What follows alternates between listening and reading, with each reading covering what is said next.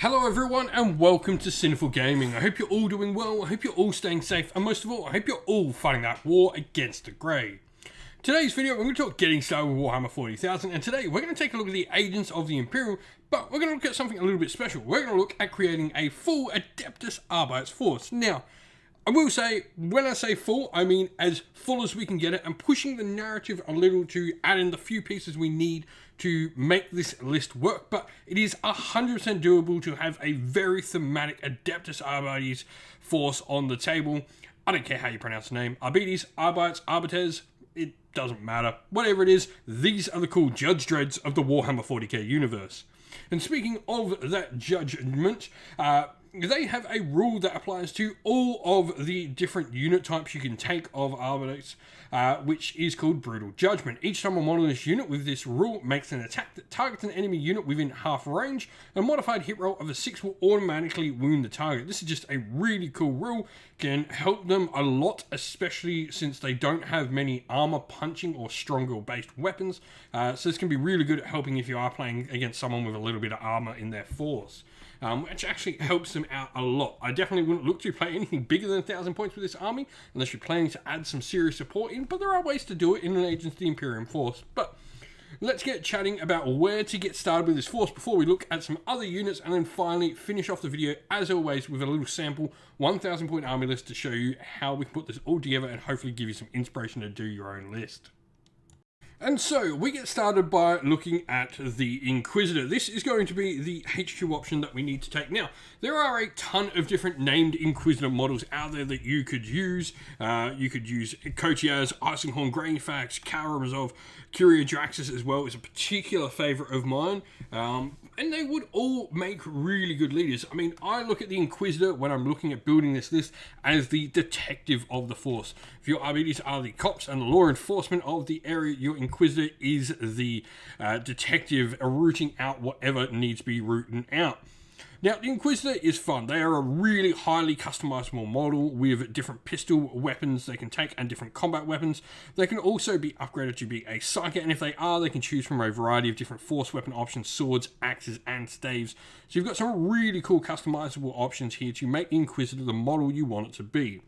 Now, if they are from the psychic kind of Inquisitor, you will be able to take a psychic power from the Telethesia discipline, which is a special discipline for Inquisitors, and there are some extra ones if you go down particular autos, whether that be Malleus, Hereticus, or Zeno, but you can also go Auto Minoris, which is just going to give you bonuses for characters, which I particularly like going Auto Minoris in this. I think, you know, it suits the sort of, we're trying to get these highly precious people with the Force. It really fits the theme.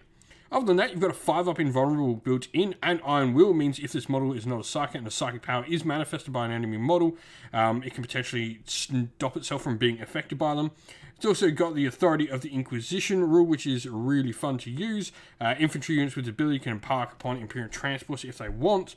Unquestionable Wisdom is an aura it has where friendly models with the Imperium unit within 6 inch can use its leadership, and the Quarry roll is really fun as well. This is what for Auto Minoris will give you reroll the hit roll and reroll wound rolls against characters, though obviously with the other autos it can go against particular things that all those autos work against. Now, the first unit I want to talk about adding to the force is going to be the Exaction Squad. Now, Exaction Squad is an elite choice, and the reason we're going to go for this, first of all, this would be probably how your kill teams are loaded out to begin with, if you are building from, say, a kill team base, but you're also going to need to run this force with the elite choice being your compulsory choice option, as the other ones can't be compulsory unless you've got an entire force of your chosen Adeptus Arbites, which we can't do because we don't currently have a character, but who knows, maybe one in the future. But the Exaction Squad here is led by a Proctor Exactant. This model can have an upgrade which is called a Nuncio Aquila, and many of your sergeants can. These units, in your morale phase, you select an enemy infantry, cavalry, or bike unit that's not sanctioned and within 9 inch and visible to the character. If you do so, you roll 2d6. If this is greater than the unit's leadership characteristic until the start of your next morale phase, that unit is sanctioned. While unit is sanctioned, each time a model unit makes an attack, you subtract 1 from that model's hit roll. So this is pretty cool. Now, you also get a variety of different specialists in this. You have the Chirugan, which will have the Arbites medic kit, which will, first time they fail a damage saving roll, will turn the damage to 0 of the weapon. You can also have the Revelatum, who will have the Soul Guilt scanner on the army. What this does is each time the bearer's unit is selected to shoot, you can select one enemy unit that's visible to the bearer, and until the end of that phase, each time a model in the bearer's unit makes a range attack against an enemy unit, the target won't receive cover. And then lastly, you'll have your Castigator, who's armed with an Excruciator Maul, which is a really fun weapon, +2 strength, -2 AP, damage 2. Now, other than that, you've got the rest of your force. They'll all be armed with your Arbites combat shotguns, which are a nice assault 2, strength 4, -1 AP, damage 1. They've got shot pistols as well at the same profile, just a pistol 1 weapon.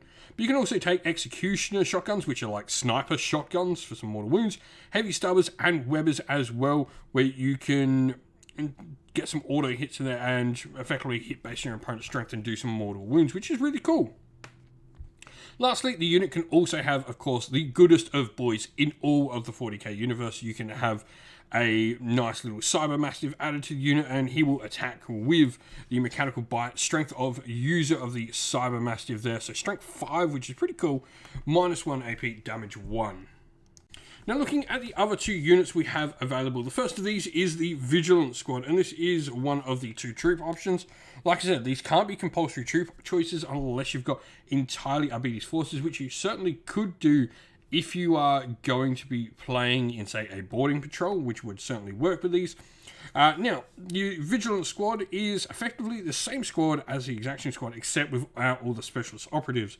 So we've got the 2 specialist weapons we can choose for every 10 models in the unit, which is cool. You've got the Nuncio Aquila, which will go on your Proctor Vigilant, your Sergeant, and you can take a Cyber Mastiff along with the unit. Other than that, you've got Instruments of Repression, and this is the rule that stops them being, troops choices unless your army's Battleforged and only includes Adeptus Arbites units. The Subductor Squad is the other unit option we have, and these are a little bit different. Subductor Squads are the ones armed with shields, and they will all be equipped with shock mauls, which are melee +2 strength, -1 AP, damage 1 weapons. You'll also get your shot pistols with them, and then you're also going to have the shield line rule where models in the unit will have a 5-up invulnerable save. In addition, each time an enemy unit declares a charge against this unit, if this unit is not within engagement range of any enemy unit, it can automatically be set to defend. Now, if we're looking at some other units to bring in, I like to bring in some Acolytes. For me, narratively, how these sort of focus for me, I think these are, sort of the aides of the detective of our Inquisitor. So you can equip them with, power swords, melty guns, plasma guns, combi weapons, bolt pistols. You name it, they can probably have it on Acolytes. They're a really, really versatile squad. And then lastly, the Vindicare Assassin. For me, this is a really cool piece to bring in. I think no assassin sort of fits the idea more of going up the cops than a sniper assassin. His Exodus rifle will auto-wound infantry on a 2+. It's D3 damage. Strength 5, -3 AP, heavy 1. And he's got some rules on him like Deadshot. Each time you make a ranged attack, you ignore Lookout Sir. In addition, on modified wound roll of a 6, change the damage to D6. Faultless Aim means attacks with ranged weapon while this model will always hit on a 2+. Hit rolls of 6 are still required for Overwatch though. Headshot means if after resolving an attack with an Exodus pistol or rifle by a model in the enemy unit lost any wounds, on a 3+, that model will suffer a mortal wound. And if the model is not destroyed, you can roll 1 more D6 the first time. It will suffer another mortal wound on a 4. And you keep rolling until either you fail or you destroy the units. And so here we have our sample army for the Adeptus Arbites. Now, like I said, we're playing in an Arcs of Omen detachment. We're going to have Elites as our compulsory choice here. And then we're going to have the Agents of the Imperium faction selection. And we've gone Order Minoris on our units here. We've got an Inquisitor who's going to be our Warlord. And we've got the Talithia, Discipline, Psychic Power, Mental Interrogation. Maybe it's not the best one. It gives a -1 to hit. But for me, this is, the most narrative of all the psychic powers you can have to build this into, a detective unit. Plasma Pistol on there along with the Force Sword. And then we've got the Vindicare Assassin as a rather HQ option. Troops-wise, we've got the Vigilant Squad. They are going to have 2 special weapons in there, a Heavy Stubber and Weber. And then they've got the Nuncio Aquila and the Cyber Mastiff in the unit. With the Cyber Mastiff and the Nuncio Aquila on our Proctor Subductor in our Subductor Squad. And then we also have a unit of Acolytes, 4 of them with Power Swords and Bolt Pistol, 1 with Bolt Pistol Chainsword. And then we've got 3 Exaction squads with the unit. We've got the Proctor Exactant, who is going to have the Nuncio Aquila, Chirurgeon, Revelatum, and the Castigator all in there. And then we've got Exaction Vigilance with Weber and Executioner Shotgun. And then the rest with the standard loadout and the Cyber Mastiffs for a perfect 1,000 points, 6 command points left over, and 47 power level. If you've got some ideas on how to build up an Adeptus Arbites force, if you've got some other options you would take instead of the Vindicator, the Acolytes, or the Inquisitor, let us know your thoughts down in the comments below. And so that's the end of the video. We hope you all enjoyed it. If you did, please don't forget to leave a like, subscribe, and drop a comment letting us know what you enjoyed about the video down in the comments below. If you'd like to come chat more with me and other members of our little community here at Sinful Gaming, we have a Discord server, which is linked down in the video's description for you to come join.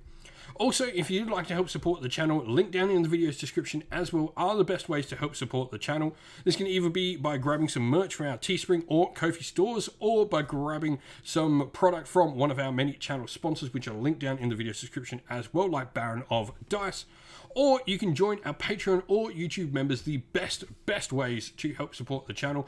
If you do so, you'll get a fantastic little shout out at the end of the video, like all these amazing people, our Patreons: Christian Weir, Soren, Kenny Lyle, Outer and Shot First, Andrew Bowen, Cure Dynamic, JJ Austrian, Average Wargamer, Domir, Mark Harvey, James Cater, Benjamin Swallows, Red Martin, Iron Grinch, Colorblind Magic, Grimscold, Andy C, and our YouTube members: Green Rich Gaming, Ronya, Lockloric, the Johnny84, David Ellsworth, Broken Chef, Ariana Edwards, Revenar, Pink Nico Fire, Robin Mankiller, Monty's Tabletop Terrain, Davis Weir, James Tillman, Gargamel196, Disco, and John Castle.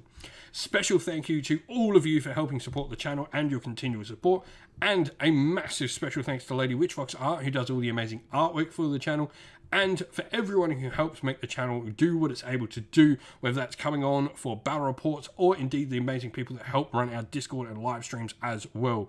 Thank you all once again for your support. Stay safe everyone, stay well, and most of all, keep fighting that war against the Grey. Ciao for now.